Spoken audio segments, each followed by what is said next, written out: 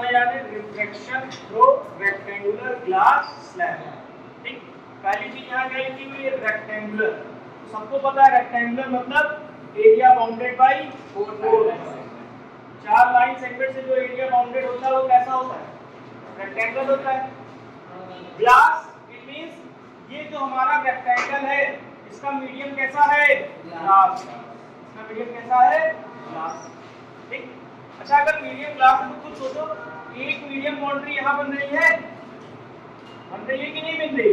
Medium boundary first और एक medium boundary कहाँ बन रही है जहाँ बन रही है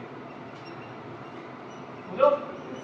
और ये क्या लिखा हुआ है स्लैब। क्या लिखा हुआ है स्लैब। स्लैब क्या हुआ तुम लोगों ने एक सीट देखी होगी पेपर की, वो कैसी होती है हल्की सी थिक होती है ना। अरे सिंपल सा तुम लोग देखो अगर कहीं पे भी तुम लोगों ने ग्लास को देखा होगा, ग्लास देखा होगा ना जिसे एक साइड से दूसरे साइड दिखता है तो हल्का सा थिक होता है कि नहीं होता। होता तो रेक्टेंगल है पर कैसा होता है 2D डायमेंशन में होता है। 2D डायमेंशन में होता है कि नहीं। तो भाई एक सरफेस इधर आ गई एक सरफेस इधर मतलब कैसे हो गए दो मीडियम बाउंड्री हो गई। ठीक है, अच्छा खुद बताओ इस ग्लास के ऊपर जो मीडियम होगा वो हमारा कैसा होगा एयर होगा कि नहीं होगा। और जो ग्लास के नीचे होगा वो क्या होगा वो भी एयर होगा कि नहीं होगा। अच्छा हमें पता है हम लोग जान चुके हैं ना कि जो एयर होता है वो कैसा मीडियम होता है रेयर और ग्लास कैसा होता है सेंसर और फिर एयर क्या होती है रेयर। सबको क्लियर है पॉइंट नहीं क्लियर है सबको क्लियर है पॉइंट। अब हम क्या करेंगे हम यहाँ पे एक इंसिडेंट रे फॉल कराएंगे ठीक है। जहां रे फॉल करती है इंसिडेंट रे वहां कौन सा पॉइंट बनता है पॉइंट ऑफ इंसिडेंस। और पॉइंट ऑफ इंसिडेंस से हम क्या ड्रॉ करते हैं नॉर्मल और वो नॉर्मल इधर एक्सटेंड कर सकते हैं। इसको मैंने नाम दिया नॉर्मल फर्स्ट। क्या नाम दिया नॉर्मल फर्स्ट। ठीक है, अब बताओ खुद सिंपली सोचो सिंपली सा सोचो लाइट को जाना कैसे चाहिए था ऐसे ही पाथ को कवर करनी चाहिए थी लाइट को करनी चाहिए थी। बट क्या हुआ एयर से किस मीडियम में जा रही ग्लास। वन ट्रांसपेरेंट मीडियम से दूसरे ट्रांसपेरेंट मीडियम। ग्लास कैसा होता है डेंसर। तो जब भी लाइट किधर जाती है रेयर टू डेंसर जाती है it bends towards the normal. तो वो क्या कर जाएगी अपने पाथ को किधर बेंड कर जाएगी नॉर्मल आ जाएगी ठीक है। ये तो ये हमारा फर्स्ट मीडियम सरफेस में केस हुआ। यहाँ बनेगा हमारा एंगल आई और यहाँ बनेगा हमारा angle this is clear to everyone बनेगा कि नहीं। This is angle of incidence this is angle of reflection. Clear हो सबको किसी को यहाँ प्रॉब्लम। अब खुद सोचो तुम लोग भाई यहाँ मीडियम बाउंड्री थी यहाँ भी मीडियम बाउंड्री हो रही है तो यहाँ पे जो ये रिफ्लेक्टेड रे है कहीं ना कहीं इस पॉइंट पे इंसिडेंट रे बन रही है और इंसिडेंट रे बन रही है इसका मतलब यहाँ पे क्या ड्रॉ होगा नॉर्मल होगा कि नहीं होगा। और इस नॉर्मल का नाम मैंने क्या दे दिया n2 दे दिया। ये नॉर्मल कैसा है n2। अच्छा सिंपल सा सोचो खुद सोचो ये जो नॉर्मल n1 है वो पैरेलल है n2 की नहीं है। अरे भाई ये नॉर्मल n1 मैंने ड्रॉ किया है ये नॉर्मल क्या ड्रॉ किया है n2। ये नॉर्मल n1 है ये नॉर्मल n2 है। अच्छा ये जो हमारी रे है जो है रिफ्लेक्टेड रे किसकी है मीडियम बाउंड्री फर्स्ट से लेकिन इंसिडेंट रे किसकी है मीडियम बाउंड्री सेकंड से। वो कहीं ना कहीं ट्रांसवर्सल लाइन है कि नहीं है। अच्छा अगर यहाँ एंगल r बन रहा है तो जाहिर सी बात है यहाँ पे भी क्या बनेगा तो मतलब यहाँ एंगल r बना तो यहाँ जो इंसिडेंट एंगल बनेगा वो किसके इक्वल होगा एंगल r के इक्वल होगा कि नहीं होगा। क्लियर हो गया ना। अल्टरनेट इंटीरियर एंगल ये बोथ कैसे हैं अल्टरनेट इंटीरियर एंगल। आपको समझ में आ गया ना। तो जो हमारा क्या है जो हमारा रिफ्लेक्टेड रे है रिफ्लेक्टेड एंगल है वही सेकंड बाउंड्री पे इंसिडेंट एंगल के इक्वल आ जाएगा। अब बताओ यहाँ जब रे फॉल होगी तो खुद सोचो हम कहाँ से जा रहे हैं ग्लास से एयर में जा रहे हैं टेंसर से कहाँ जा रहे हैं रेयर में जा रहे हैं और टेंसर से जब रेयर में जाते हैं तो हम क्या करते हैं ऐसे राइट रे को जाना चाहिए था ऐसे बट हम नॉर्मल क्या करते थोड़ा सा दूर चले जाएंगे ऐसे तो चले जाएंगे और ये हमारा क्या होगा एंगल। ठीक समझ में आया इतना समझ में आया ये पॉइंट समझ में आया। यहाँ डबल रिफ्लेक्शन हो रहा है कि नहीं हो रहा हल्का सा नॉर्मल से दूर जा रही है। इसका रीजन तुम जानते हो क्यों? कि लाइट जब कहां से जाती है?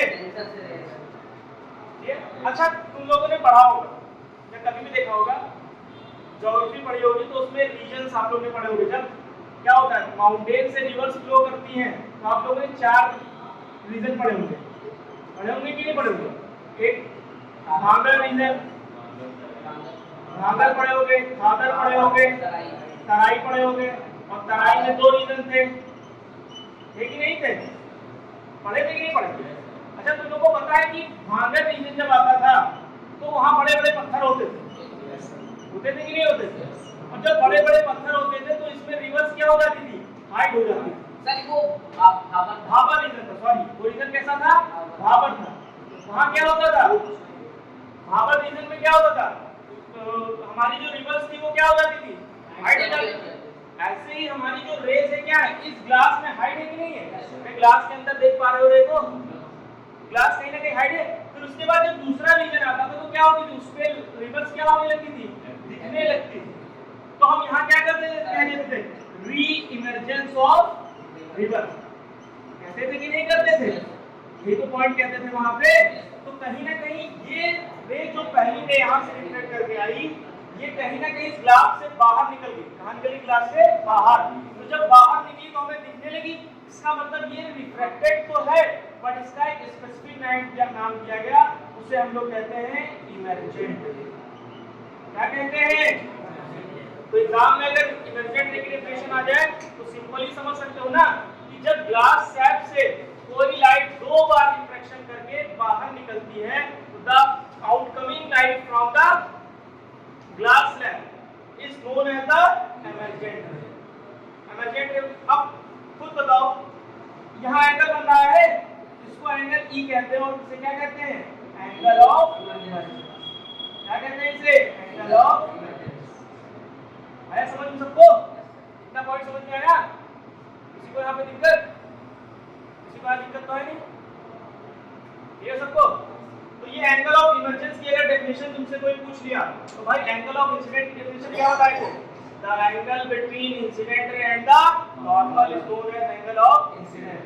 कोई रिफ्लेक्टेड रे का एंगल पूछा था, what is angle of reflection, तो क्या कहते थे? The angle between the reflected ray and the normal. ऐसे अगर क्वेश्चन आ गया what is the angle of emergence, तो क्या कहोगे? The angle between the emergent रे एंड द नॉर्मल। क्लियर हुआ? अच्छा एक चीज खुद देखो, अभी मैं प्रूफ करूंगा वो बात अलग है। अच्छा एक चीज खुद देखो,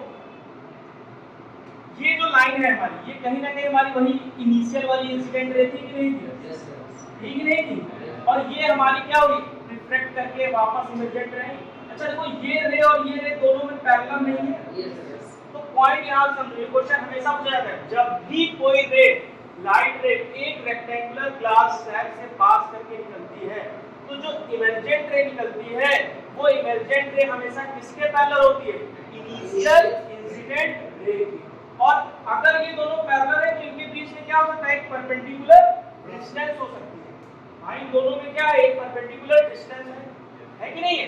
अब इस परपेंडिकुलर डिस्टेंस को हम क्या कहते हैं? अच्छा खुद सोचो, रे जा रही थी ऐसे, रे का पाथ कैसा था? ऐसा था, बट रिफ्लेक्शन होने के बाद क्या हुआ? उसका पाथ चेंज हो गया। और चेंज कैसे हो गया? इधर शिफ्ट हो गया। तो कहीं ना कहीं यहाँ रे का पाथ क्या हो रहा? शिफ्ट हो रहा है। तो इसीलिए जो ये डिस्टेंस है इसे हम लोग क्या कहते हैं? Lateral shift. क्या कहते हैं? Lateral shift. और कभी कभी क्या देते हैं? Lateral distance. अब आगे जब आप 12th में जाएंगे तो इसको कैलकुलेट करने का भी फॉर्मूला बनेगा, वो हमारे लोग के 10th के सिलेबस में नहीं है।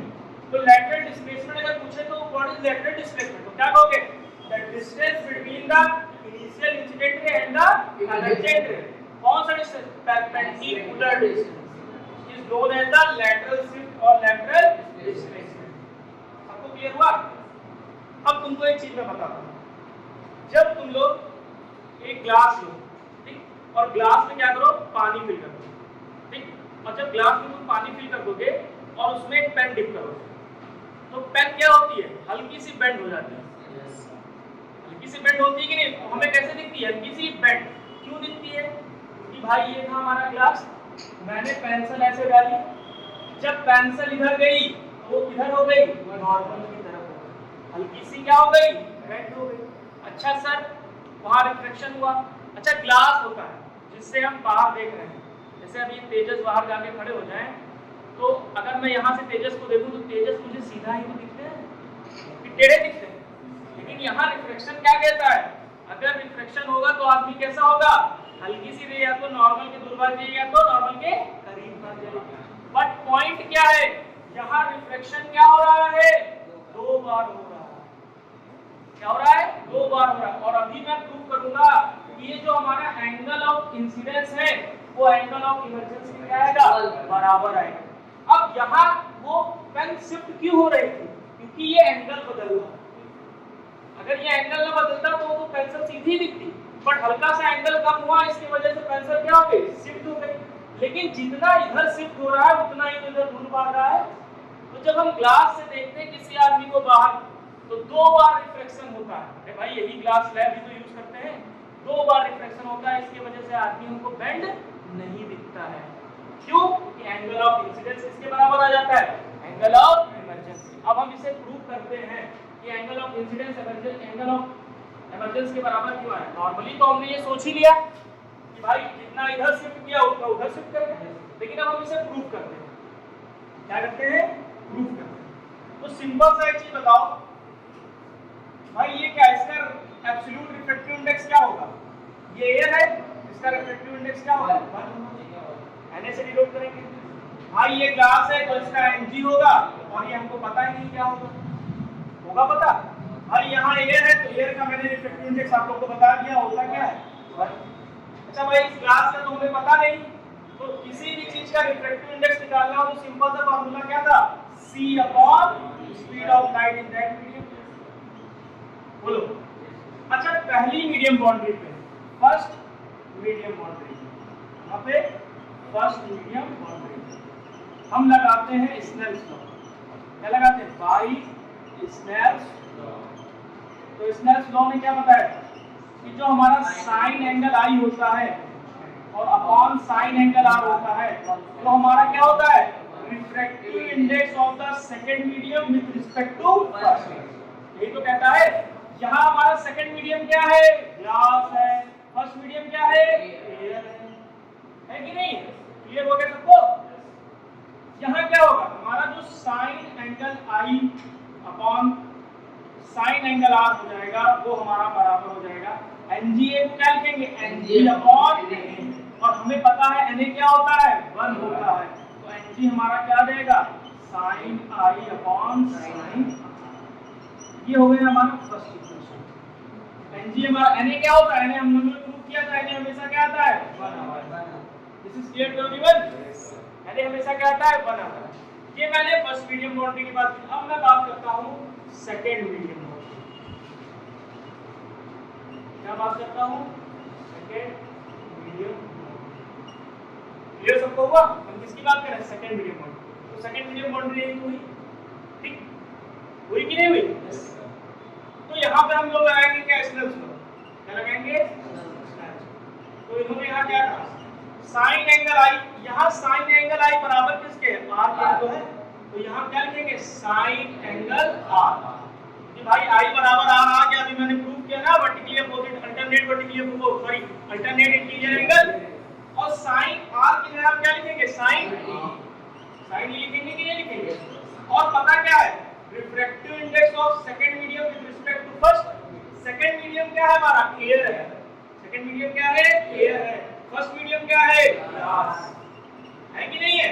तो हमारा यहाँ साइन आर अपॉन साइन ई क्या आ जाएगा, Na अपॉन Ng। और हमें पता है कि Na क्या होता है, 1 होता है, तो Ng हमारा किसके इक्वल आ जाएगा, sine E upon sine R. सबको यहाँ क्लियर हो गया, बोलो यहाँ किसी को प्रॉब्लम तो है नहीं, किसी को प्रॉब्लम, इसको इरेज कर सकते हैं। चलो मैं हल्का सा यहाँ शिफ्ट कर दे रहा हूँ, किसी को प्रॉब्लम तो होगी नहीं। अच्छा फर्स्ट और इसको सेकंड इक्वेशन मान ले, क्या मान ले, फर्स्ट एंड सेकंड इक्वेशन। तो अगर हम फर्स्ट और सेकंड को देखें तो लेफ्ट हैंड साइड हमारा Ng है। अरे भाई यहाँ Ng है लेफ्ट हैंड साइड, और यहाँ भी Ng है क्या है, लेफ्ट हैंड साइड। अब अगर लेफ्ट हैंड साइड आपका बराबर है तो सिंपल सा आप समझ सकते हैं कि राइट हैंड साइड भी क्या होगा, इक्वल होगा। तो कहीं नहीं क्या हो जाएगा, sine angle I upon sine angle R is equal to sine angle E upon sine angle R हो जाएगा। किसी को दिक्कत? हम यहाँ पहुंचते हैं सॉल्व करने के लिए। अब sine angle I sine angle R is equal to sine angle E upon sine angle R. अरे भाई ये दोनों सेम है, कैंसिल हो जाएगा। साइन एंगल आई किसके बराबर आ जाएगा, साइन एंगल ई। अब मैंने क्या बताया था आपको, ये कैंसिल नहीं होते, क्या होते हैं इनका हम लोग क्या करते हैं, कंपैरिजन करते हैं। तो भाई अगर कंपैरिजन करेंगे तो एंगल आई क्या आ जाएगा, एंगल ई। तो कहीं ना कहीं एंगल ऑफ इंसिडेंस किसके बराबर आ गया, एंगल ऑफ इमर्जेंस। इसी वजह से ग्लास स्लैब के बाद हम किसी ऑब्जेक्ट को देखते हैं तो वो बेंड होता हुआ नहीं दिखता, क्योंकि उसका रीजन क्या है, 2 बार रिफ्रैक्शन हो जाता है और जिसके वजह से एंगल ऑफ इंसिडेंस किसके बराबर आ जाता है, एंगल ऑफ इमर्जेंस। ये बहुत इंपॉर्टेंट टॉपिक है, सीबीएसई में ये क्वेश्चन हर साल आता है, तो इसको थोड़ा ध्यान देके करना है।